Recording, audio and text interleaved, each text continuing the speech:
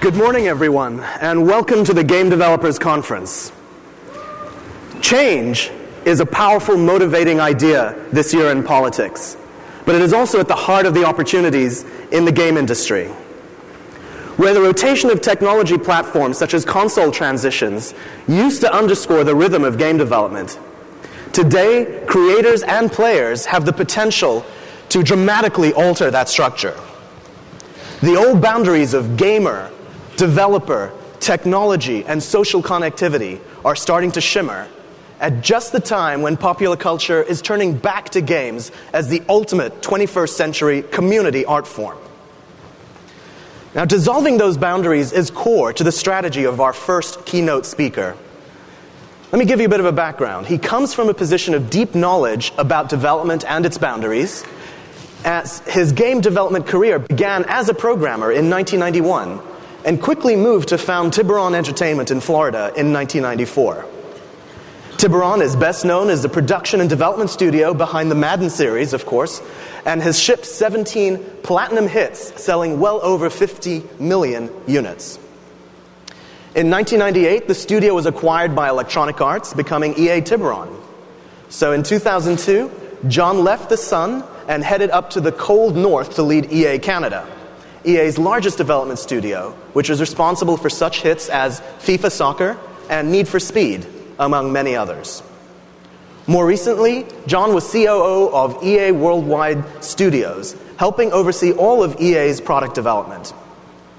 Late last year, he left his post as Executive Vice President and transitioned to the interactive entertainment business team at Microsoft, where he is a corporate vice president, managing all platform technologies such as console software, Xbox Live, and games for Windows.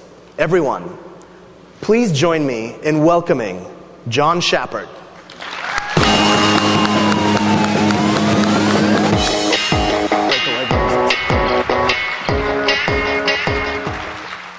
Thanks, Jamil, for that kind introduction. Boy, do I feel small up here today. It's an honor to be here today because I get to talk to all of you, the developers, about the amazing opportunities that are opening up in front of us. Now, before I get started, the team backstage suggested I get a couple things out of the way. As the new guy here at Microsoft, there's an expectation that I come out with a gaming tattoo or give away a truckload of HD TVs. Sadly, I have neither. No tats, no TVs. Really, what I do have, in my opinion, is one of the best jobs in the industry. As head of Microsoft's live software and services team, I get to deliver to you the best development tools and best online services in the industry. As a former developer, I couldn't be more excited about this new role I get to play. Like many of you, I started out as a hobbyist programmer, more specifically a self-taught assembly language programmer on the Apple IIe way back in the day. I remember programming 6502 with Merlin Assembler, dialing into BBSs with my Novation AppleCat 202 modem, and spending all sixth period talking about the latest computer games in our makeshift computer lab. Those were great days. However, little did I know all that fun stuff would land me a pretty good gig in the industry.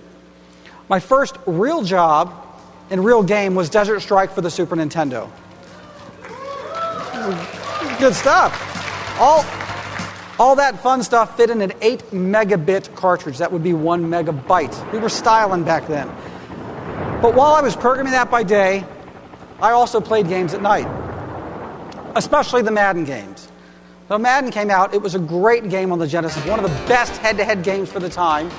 Then, of course, the sequel came out, and you had Madden 92 that had the ambulance where you could rush the quarterback. He'd get injured, the ambulance would come out, he'd take your injured QB away, and you could play with your backup QB. Some old school folks remember that. Good stuff there. Well, as a SNES programmer, I felt the SNES was a little inferior. After all, the Genesis ran at a nice 60 frames per second. The SNES, about 12, sadly. So I pushed hard. Let me work on this game. Happily, I got that chance. Well, I'd call it the Madden weekend. I got the source code on a Thursday, and they said, see what you can do by Monday. Now, by Monday, we had the game running to 30 frames per second. And the good news then is we got 4 more months to finish that game. So my first game was Madden 94. Very, very proud of that achievement. The good thing is I got to relive that achievement many times over at Tiburon, where we shipped many versions of Madden. Boy, things have changed since those days. The industry has gone from 2D to 3D. We've gone from cartridge to optical disc. Development teams have gone from just a couple people to well over 100. And production budgets have gone from the tens of thousands to the tens of millions. But for all of these changes, one thing stayed the same. The industry has continued to grow thanks to you, the content creator, the game developer.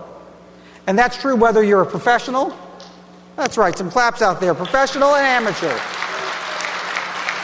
You guys are driving the industry. Up until 6 months ago, I had this poster on my wall. Some of you old school folks might have remembered it. It's one of Electronic Arts' first ads. And as you can see, it says, "We see further." It celebrates the spirit of the developer, the artists who actually make the games. I like this poster because it's a powerful reminder that for all of the hardware innovations and all of the runaway growth of our industry, it's the developers that are the true pioneers of our industry.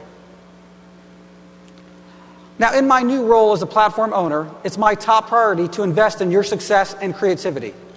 And I'm glad to be working for Xbox, a platform I've long admired for pioneering new areas of our industry. The original Xbox invited the world to play games online by putting an Ethernet jack in every console. And it was also the first console to come with a hard drive right out of the box.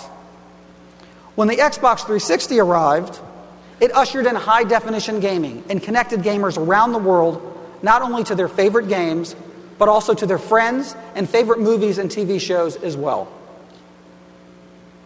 It's innovation like these that have really driven the growth of our industry. Last year, our industry had its biggest year ever, racking up a whopping $18 billion in revenue. And that's just the U.S. alone.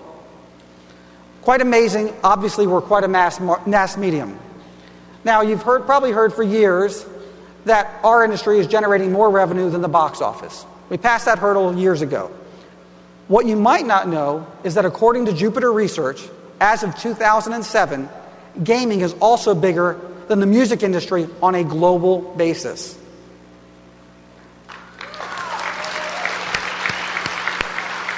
Pretty impressive.